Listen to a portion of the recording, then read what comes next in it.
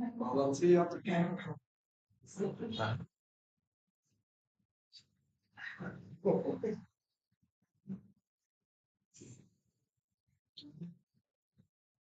Is there a connection?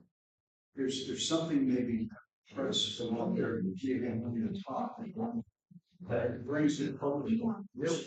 Gospel teaching. To couple watch one of the ona tamam. Şuna gitmek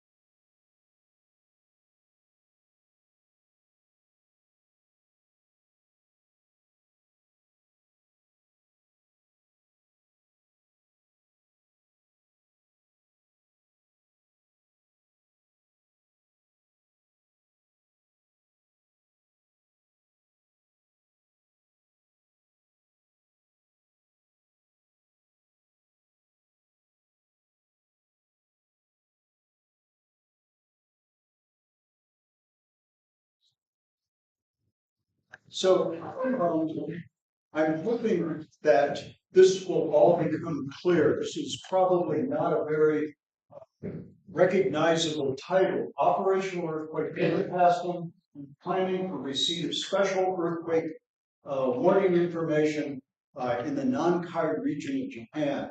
This is actually the project that has me in Japan this year and next. And I want to at least briefly acknowledge my collaborators. I am the project director, but I have 3 senior faculty from different universities and 2 young scholars who were students at the outset of this project, but are now faculty at Japanese universities. This area of Japan that is highlighted here on the right is our study region. This area is considered to be a very likely location for the next great earthquake and tsunami in the nation of Japan. And like Turkey, it is in a triple junction with the Pacific Plate, the Philippine Plate, and oddly enough, the North American Plate as the 3 tectonic areas that combine in this area. As you probably know, there was a huge earthquake and tsunami in 2011 that affected this region. This is the same area, the subduction zone, that is high risk of an earthquake and tsunami in this area now. This is called the Nankai region. So what we wanted to determine, and I should give you a little background before I get into this, but we are doing a study to determine whether local governments in this region are planning for receipt of warning information from the Japan Meteorological Agency for a possible large tsunamigenic earthquake. There are 707 municipal governments in this region and 29 prefectures. The population at risk is about 59 million people. What we're doing is asking local government, do you have plans in the event that the Japan Meteorological Agency issues a warning for a very large earthquake? So the first year of this project was a large-scale survey of local governments to ask them, number 1, do you have a plan? And second, what are the actions that are included in this plan? And the second year, which we're beginning now, is to actually develop guidance materials for a warning to be issued. And we're providing recommended responses based on operational earthquake forecasting programs in other nations. These types of forecast programs are available now in Italy, in New Zealand, in the United States, and now in Japan. So essentially, we wanted to know in the first year, were there plans for any type of warning information? And so let me explain what this special earthquake warning information actually is. As all of you are probably aware, accurate earthquake prediction, the ability of scientists to identify the time, location, magnitude, and probability of an earthquake is not now available. However, there are considered to be precursory seismic activity, including earthquakes themselves of smaller magnitude, and also geodetic changes, changes in slope behavior on the subduction interface. And so This is a very difficult kind of planning to do because even though there's a great probability gain in the occurrence of a potential precursor, the actual objective probability may be no more than 10% in a period of 5 to 7 days. So if the daily probability of an earthquake in the region that I identify is maybe 1 in 10,000, the occurrence of a particular earthquake precursor could make that 1 in 10,000, 1 in 10. So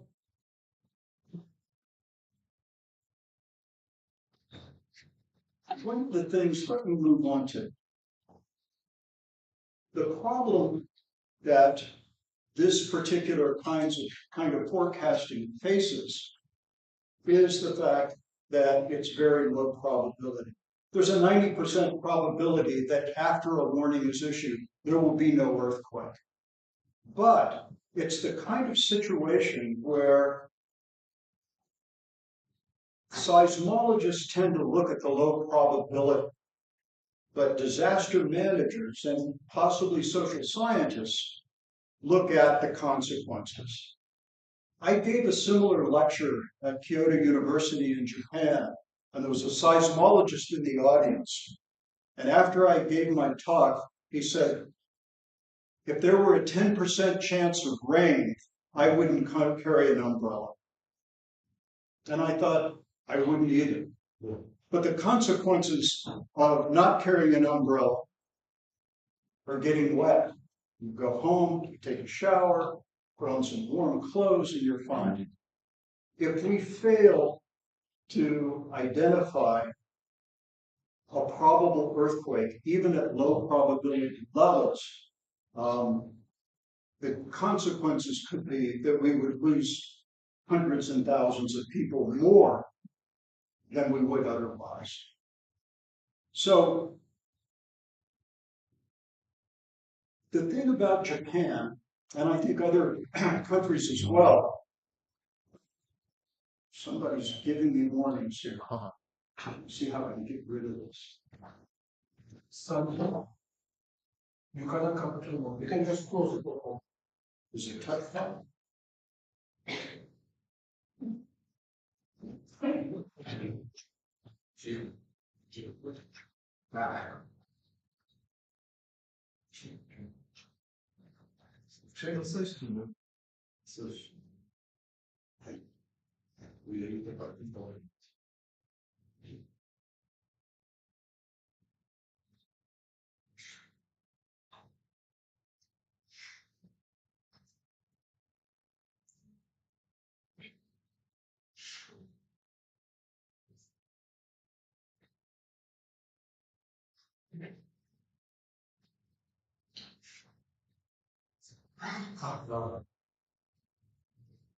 Maybe I can work around this.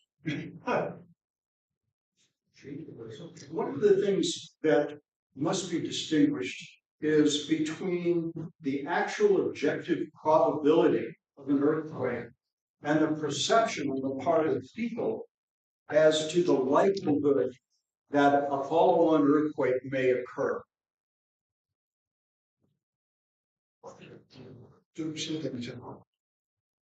This one.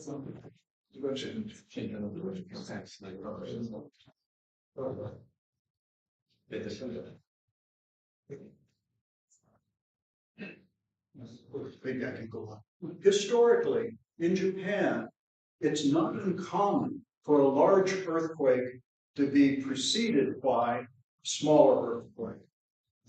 And even though the probability of a larger earthquake may be quite small, in people's minds, they know that earthquakes have preceded large earthquakes in the past. The best example of that is from 2011. A huge earthquake, magnitude 9.1, and the follow-on tsunami that killed 18,000 people. Most Japanese know that 2 days prior to that magnitude 9.1, there was a 7.3 in the same area that eventually ruptured in the 9, 3 magnitude 6s, 2 what are considered slow slip events, where the subduction zone plates begin to move. This was in 2 different places, and there was a large geodetic change over that entire region that accelerated over 3 days. So these kinds of things are remembered by people. So the perception, and we picked this up in the surveys that we did with local disaster managers. And even though disaster managers in Japan are much more attuned to science than maybe the population in general, their opinion was that if a warning is issued by the Japan Meteorological Agency, there's a very significant probability that that earthquake will be followed by something much larger. So this history, this is also another event. This was in Kyushu, where there was a very significant earthquake prior to them, actually, 2 days prior to the largest earthquake in the sequence, which was a 7.3. Let's see if they want to go to okay, full. Okay. So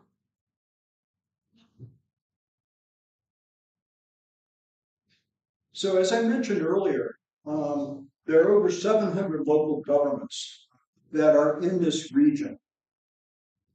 About 139 of those jurisdictions are also at risk of a major tsunami. So we have 3 levels of hazard in the region. We have those coastal jurisdictions, 139 of them, that are at risk of both major shaking from the earthquake and a significant tsunami. There are another set of jurisdictions that are prone to having very large shaking intensities. And there's a set of jurisdictions on the periphery that also have significant shaking hazards, but the jurisdiction adjacent to them is not considered to be at risk. So you have a very high hazard area, a mid-level hazard area, and a relatively lower hazard area.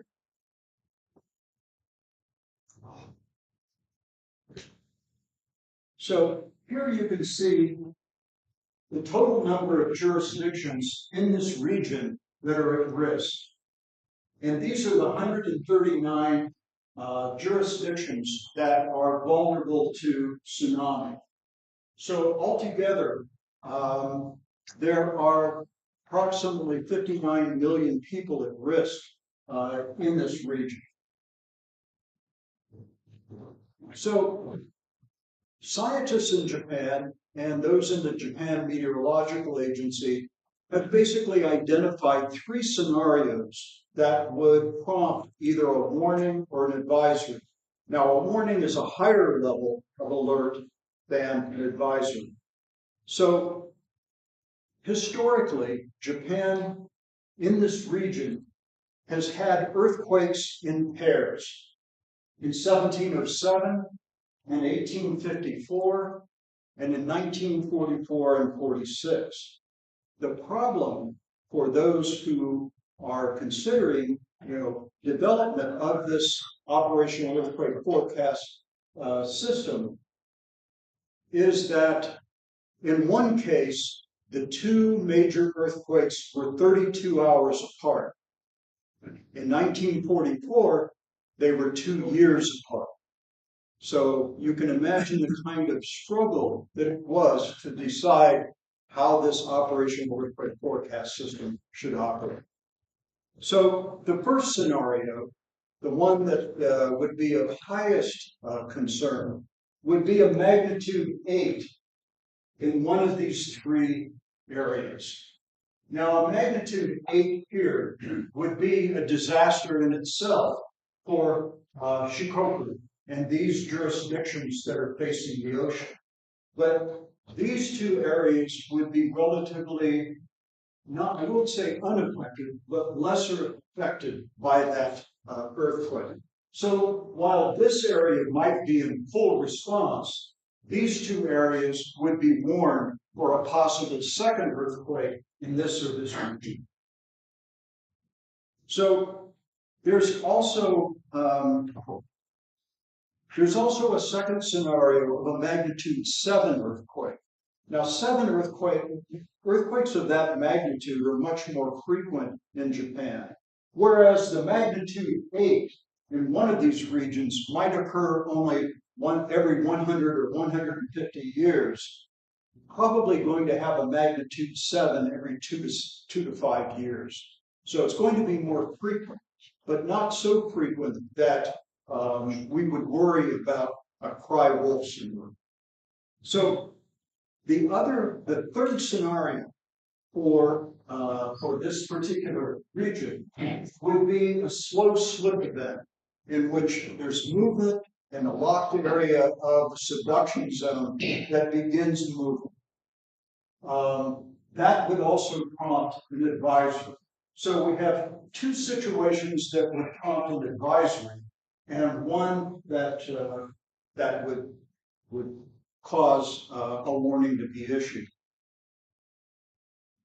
After the 2011 earthquake and tsunami in Japan, Japan Meteorological Agency realized that the warnings for tsunami were too conservative. That at that time, people were warned of a possible 3-meter tsunami. But in 2011, in some areas, the tsunami was over 20 meters. And in other areas, at least a few areas, it was over 30 meters.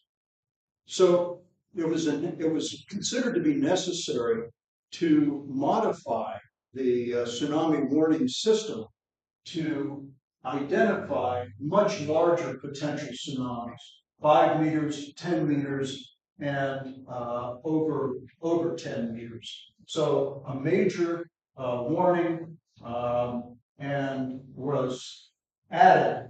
These were the ones that were originally before 2011. There was also some improvement in the earthquake early warning system. I should mention that Japan has the only nationwide earthquake early warning system, a system in which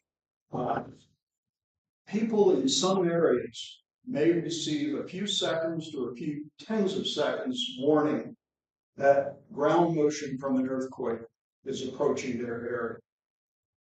So that system was also bolstered after 2011.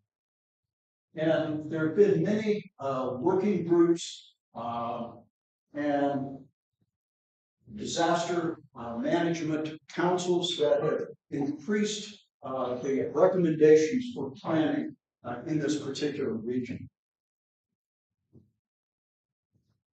So our survey of these 700 jurisdictions, municipal governments, we wanted to find out if they had plans to respond to a warning or an advisory.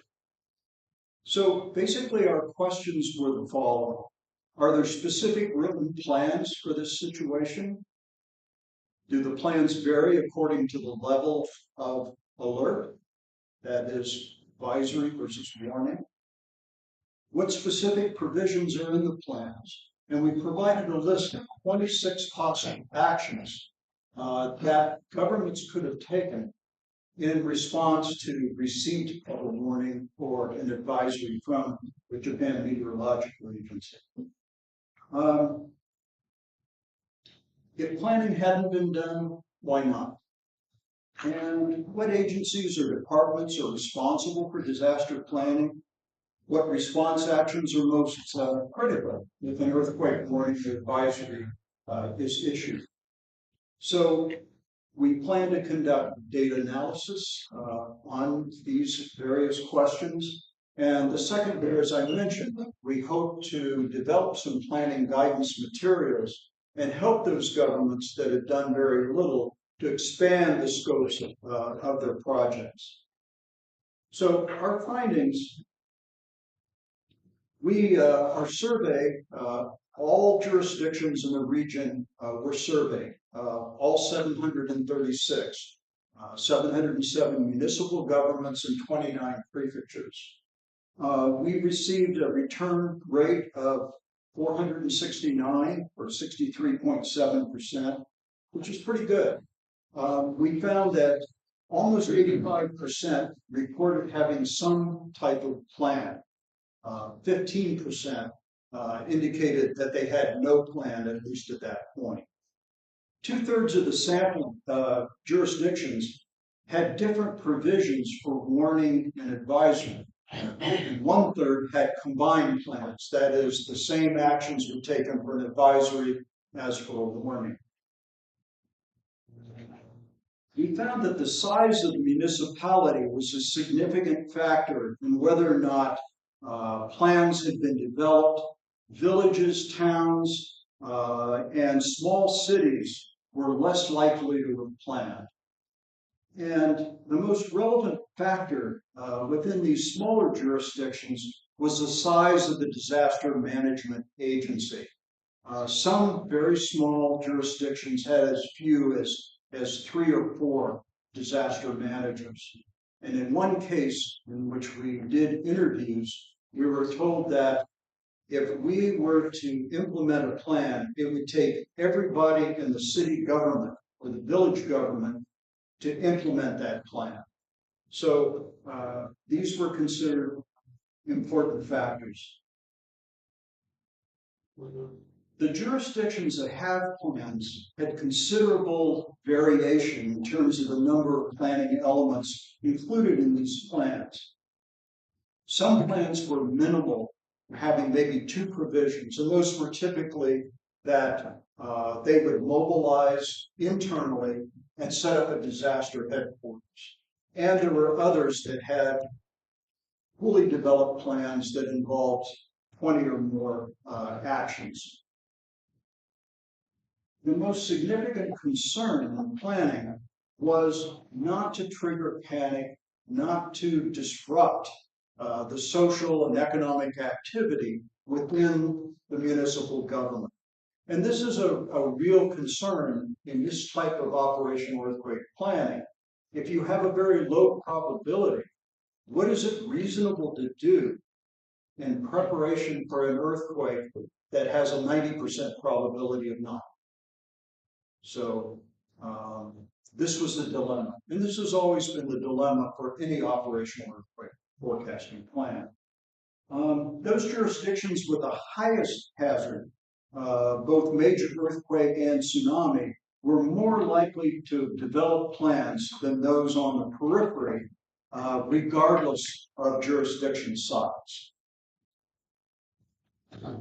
So we looked at these plans and we had in mind a number of planning activities that we thought were quite important.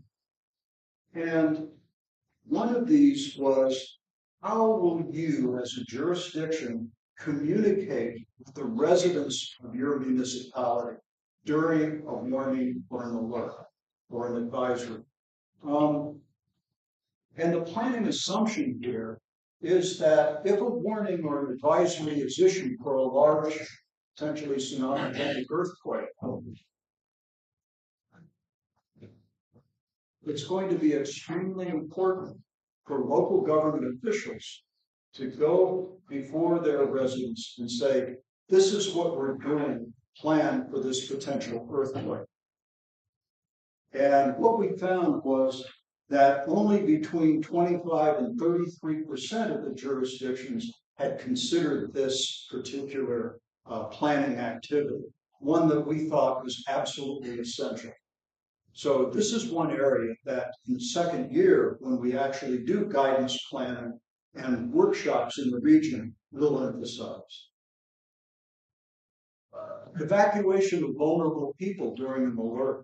This is one of the things that both the national government of Japan and, of course, we also feel that's extremely important. There are people within tsunami inundation zones who have disabilities. There are people who are older and have mobility impairments and may not be able to get out of the way of a major tsunami. And it's not just people with disabilities or older people, but there are some people who are situated in the tsunami inundation zone who couldn't reasonably evacuate in time before the arrival of a major tsunami. So again, looking at planning for this contingency, while those 139 jurisdictions were more likely to have evacuation plans, for the most part, it was fairly small. Maybe a third to 40% had evacuation instruction issued, had identified those particular groups who would be evacuated, had identified shelter locations that were safe for people who were evacuated, and providing supplies and food and so on for people who had been evacuated. Another thing that was kind of apparent to us is promoting household planning and preparedness. Does the jurisdiction have a plan for this action? And of course, the assumption here is that an alert is an opportunity to re-emphasize what should be emphasized all of the time, and that is that people in very high hazard zones should be given information on how they should respond, what kind of materials and equipment they should have, and a family reunification plan for having experienced an earthquake or a possible tsunami. This was one that, in general, governments had said, we do this, but when you got down to individual actions, some household preparedness items were really ignored. And one of the things was self-protective actions. How are you going to protect yourself when the earthquake occurs or when the tsunami occurs?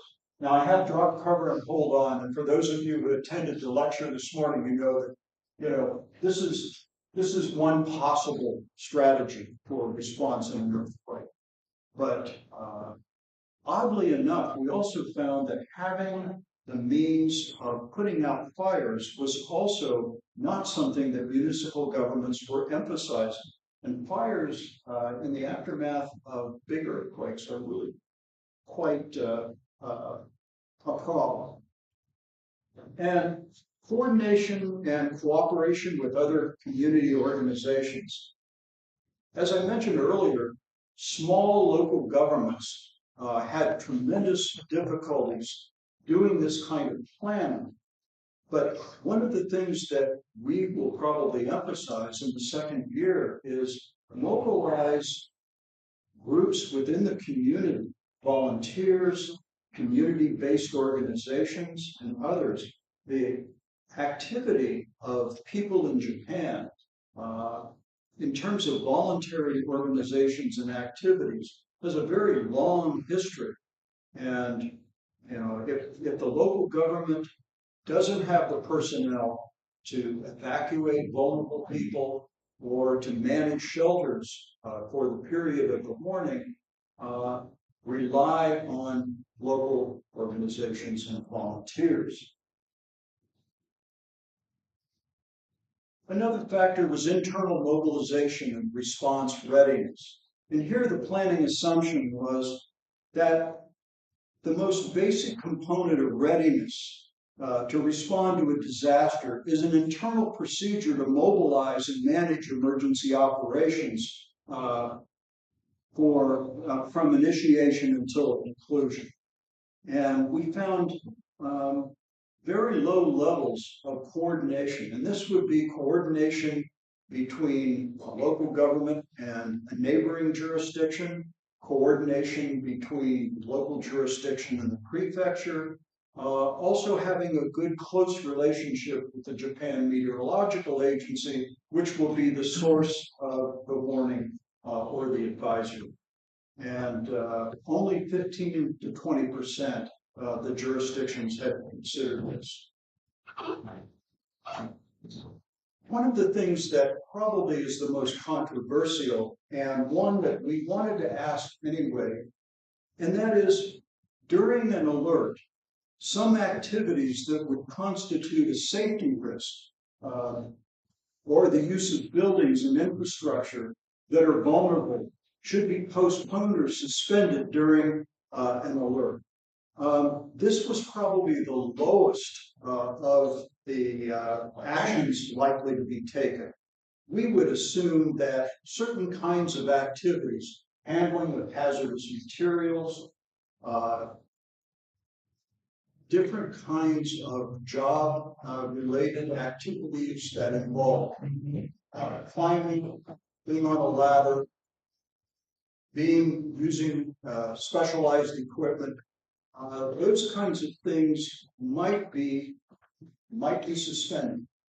Elective surgeries, perhaps even certain buildings that might be more hazardous than others should perhaps be avoided during that time.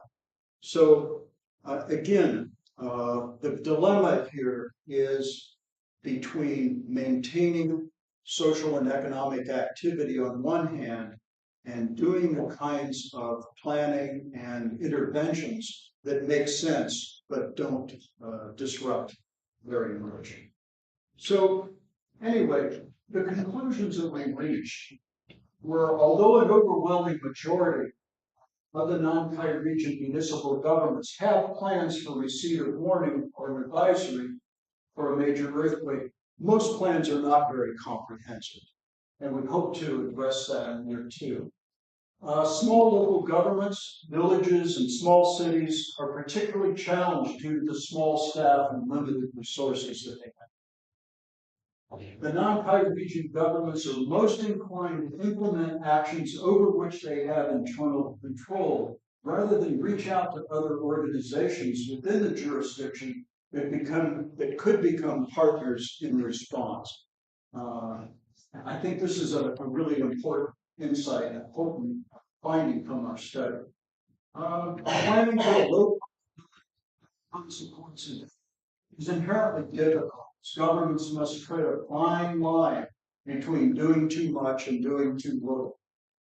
And these situations present opportunities to promote disaster preparedness and response readiness, even in a low probability environment. So I'm going to stop there and take any questions you might have. I know that this is probably perhaps a controversial type of planning, and so please, if you have questions, I'd be happy to answer. Yes.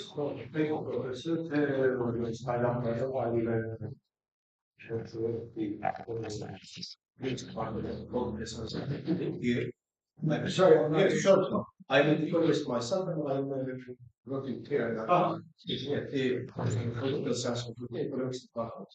So I have 2 questions. One, is there a central planning organization in Japan? I know that there was once, but I don't know whether they still have in Japan, because ours is abolished now, unfortunately. Yeah. So I wonder whether Let me answer that question first, and then I'll hear your second question. It's interesting. Yes and no. The Cabinet Office of the government of Japan seems to mobilize temporary groups that develop guidelines, develop policies that are eventually taken up by the Japanese Diet. But one of the interesting things about this particular project is I had asked my colleagues, should we contact the national government and let them know that what we're doing? Well, first of all, the inquiry and also the involvement with governments within the region.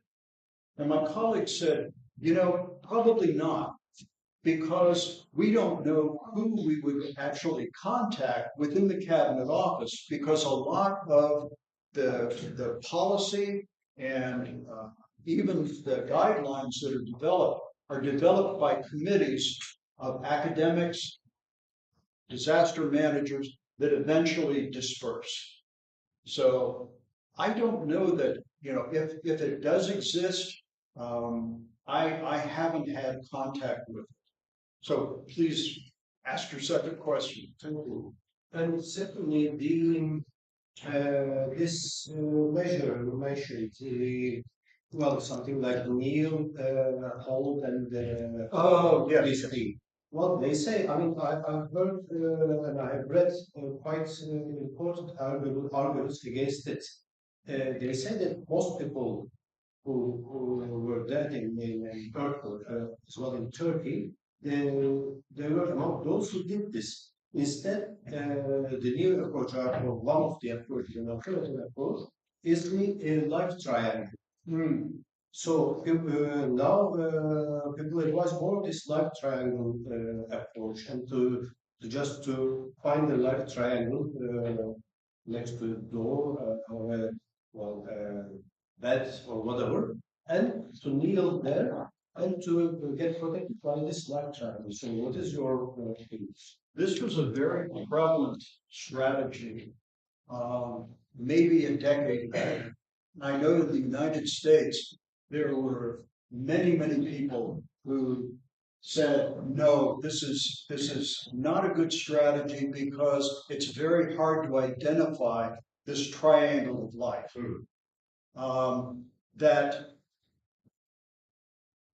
That particular strategy was promoted for buildings that are going to completely collapse.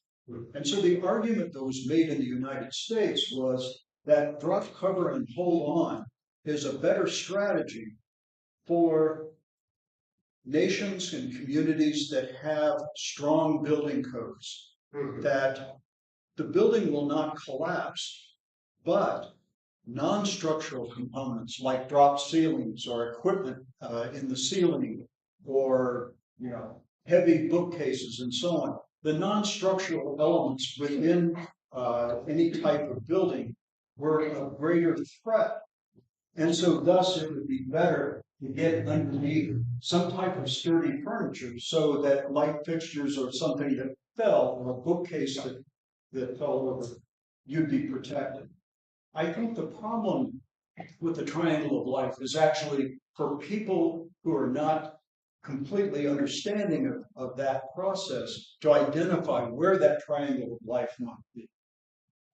I mean, it would suggest to me that perhaps rather than under the desk, you get inside the desk, but you'd still be vulnerable to fall out. So, yeah. For thank you very much for this very illuminating presentation. I'm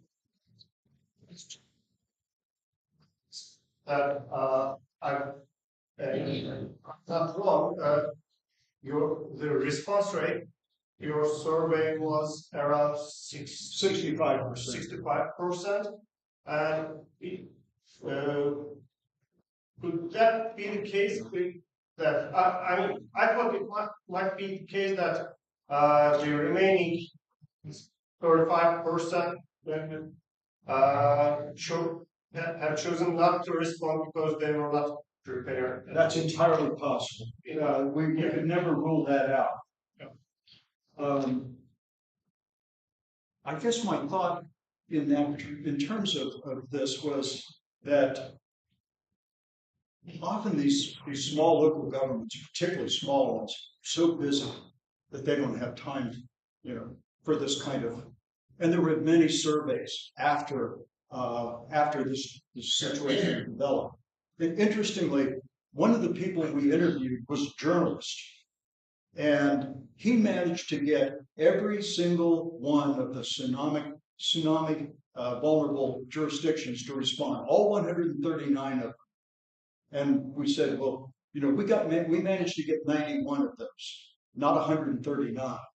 And he said, well, you academics are just too polite. What we did is we went to each government that did not answer our survey and said, well, you know, your government is the only one that hasn't responded to our survey. And of course, we know anybody who's done inquiries like this from an academic perspective could never do that. Our, our ethics in research committees would very much frown on that kind of thing. So, but you're of course you're absolutely right. I mean, we thought of this too, and we did do some in-depth interviews, not a lot, but about 17 interviews. And you know, what we found out is a lot of local governments are now thinking about this process of planning, but haven't done anything yet. Now, this has only been a process that perhaps began maybe in 2015. And the national government, through disaster response committees, has put out 2 sets of guidance documents. They're pretty good, the guidance documents, but they're not as comprehensive as we feel they could be. And we're basing our view on other nations that have operational earthquake forecasting plans, including Italy. Italy is really interesting in this process because after the earthquake in 2009 in L'Aquila, there were prosecutions of seismologists and disaster managers over a non-warning for the earthquake that killed about 300 people and really devastated L'Aquila. So there was a large-scale commission put together by the Italian government that really asked the question, what is it reasonable to tell people based on earthquake precursory activity? What happened in Italy was there were many earthquake swarms, they're called by seismologists, in that area. And some of them were large, you know, most of them were large enough to feel. But the dilemma was for the seismologist, most of the time, earthquake swarms are not followed by large destructive earthquakes. And there was actually someone who was affiliated, was a technician who had issued predictions for the earthquake that were picked up by the news media. And so it was a really volatile situation. And one disaster manager had said, based on what he interpreted the seismological evidence to be, that the conditions were favorable, that we didn't have to worry about the earthquake. And of course, the earthquake occurred and many lives were lost. So I think that, you know, that was a real watershed in terms of risk communication. And that was really the beginning of the notion of operational earthquake forecasting, of what is it reasonable to say in terms of warning based on precursory activity. That's what that was a good question. Second question. Okay, so I guess you created some sort of a preparedness index. Yes. And I guess there are some you also had around some statistical analysis behind, or some regression analysis maybe. We didn't do regression analysis. You know, one of the problems with doing more advanced statistical tests is that you really have to have a random sample. And we don't have a random sample. And not all of the indicators that we asked were continuous kinds of variables where you could actually do linear regression. Okay. So I was wondering, did you observe any kind of correlation between earthquake preparedness and election results in those municipalities? So No. Nothing was asked about elections. But what we did, Or why? Well, it's possible, but I think that our focus was very limited on actual planning activities. And these were best practices that were basically in 6 areas. They were, number one, evacuations. They were household and residential preparedness. They were coordination, cooperation with local governments. They were, let's see, they were also those kinds of activities that might have been postponed because of a warning or an advisory. And use of community resources, coordination, cooperation. Those were kind of the overall categories of what we looked at. But again, we did not ask about elections. I was wondering if there would be some systematic differences between left-wing or right-wing municipalities as regards to the earthquake. It's an interesting idea, but it's not something we investigate. Okay. Yes. Thank you very much for the presentation. In developing country like Turkey, I'm from Iran. In Iran too, we have the same problems for disasters, earthquakes, etc. The Japan example or Japan country is well-known and famous. That, for example, they make good bills and they have a good, how can I say, they are ready for such a disaster. I'm sorry, I didn't catch that. It's already Ready, for example, Japan ready country for disaster. I'm sorry, ready for disaster. ready for disaster, such a disaster. Natural disaster. They're prepared. They are prepared for the disaster. Japan is being Local governments in Japan are ready for any kind of disaster, natural Yes. disaster. Response plans are very, very prevalent. All of these jurisdictions that we looked at have response plans. A response plan inspired the national government. But this is a very special kind of response. This is not response to the event itself. This is response to a warning or an advisory, a low probability advisory on top of that. So this planning, this level of planning, it's not mandated.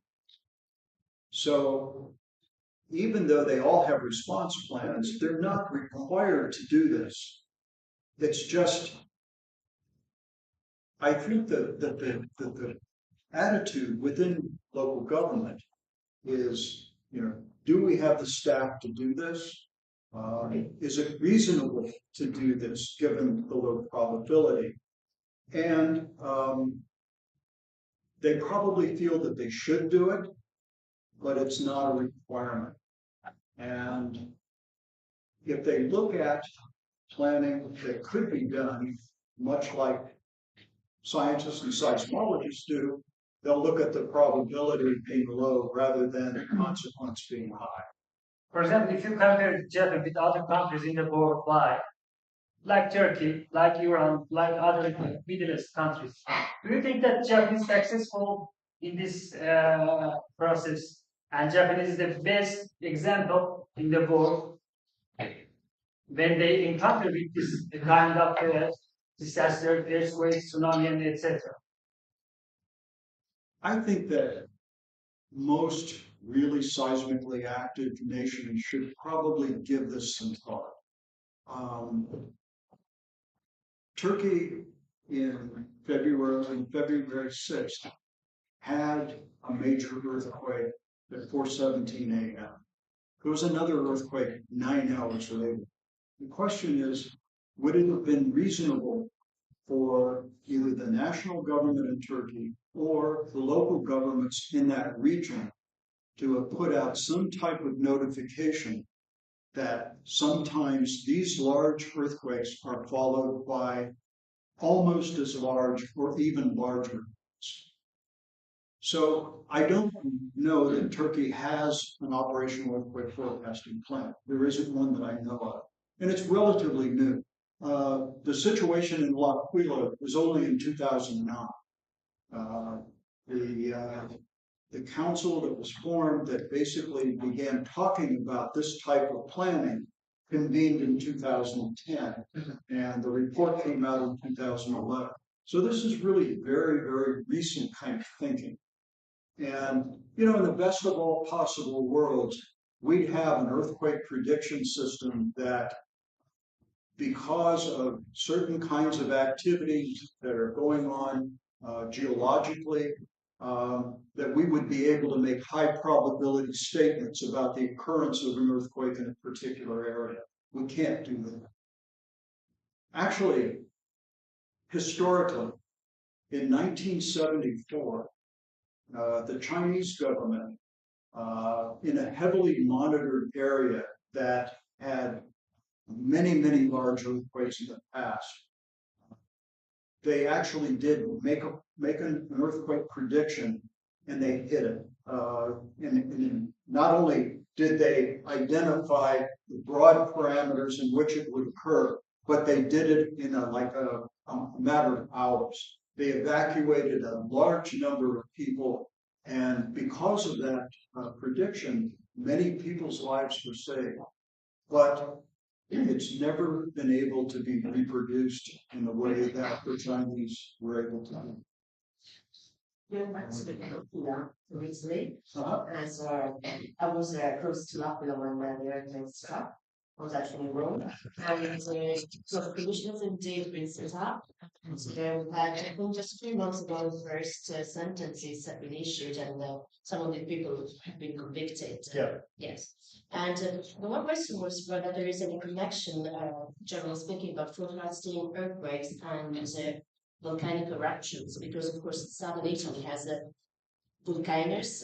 Some of them erupt quite often, but there is Mount Vesuvius, of course, near Naples, which is a highly populated area. Now that it's been under strict control in the last 3 months, because seismic activity inside the crater is increasing. They haven't issued any warnings or anything, but it's being monitored, and keep reading about it on newspapers. So is there any relation? Going to be a better question for a seismologist or a geologist, but I think in those areas where subduction zones are prevalent, the relationship between volcanic activity and earthquakes is very close. The last time, let's see, not Vesuvius, but Japan's major volcano. I'm blocking on the name. Mount Fuji, yes, of course. In 1707, there were major subduction zone earthquakes, and it was the last time that Fuji left. So they are related. But you need a geologist or a seismologist to tell you that. Any other? Yeah. Yeah. During our earthquakes, we have seen that even though we have responsibles or public administration, or we have search and rescue teams, they are also blocked because they're also the victims of the earthquake, so they're not functioning properly. Right. So, do your plans involve such scenarios to replace or substitute them, and to suggest the public administration to take quick action? I think we haven't, but it's a reasonable idea. The problem is, and the question is, to what degree do we mobilize response agencies based on a low probability forecast? I understand, the situation, because, typically the search and rescue teams that are brought in from outside the region that's hit, they take a couple of days to mobilize. First of all, they have to assemble, they have to get their equipment together, they have to have a plan for entering the area, they have to have permission from the local authorities on where to go. So the search and rescue function is something that takes a long time to mobilize, at least the official sources of search and rescue. But as I said this morning, most of the rescues are performed by other people in the area. I mean, they're just ordinary people like you and I with no particular training in search and rescue. But those rescues are largely the easiest rescues, you know. Although the picture that I showed, the photograph, was not necessarily a very simple rescue. It indicated that, you know, the floor had collapsed and a young girl was being removed from that with someone in that narrow space between the floors that had collapsed. So, but search and rescue crews, I mean, they could potentially be alerted and on alert. So it's a possibility. It's something that could be done. Any other questions? Hello, welcome to Turkey. Thank you. I'd like to ask one question only. What are your observations about the earthquake situation in Turkey? Like how bad? Yeah, we know it's like bad, but like how bad is it? In what respect? In terms of the response or in terms of planning or? Yeah, planning. I'm not sure that I really have a strong opinion about the response effort. I haven't followed it that closely. But Turkey has many large earthquakes. I would assume that the response capabilities are really quite good. Whether how well they were executed in this particular situation, I don't know. I know that it took a few days to get search and rescue teams in, and I know that that many people, there were over 500,000 residential units that were no longer available. So those people had to be moved to other locations. And I think there was an effort to make locations available.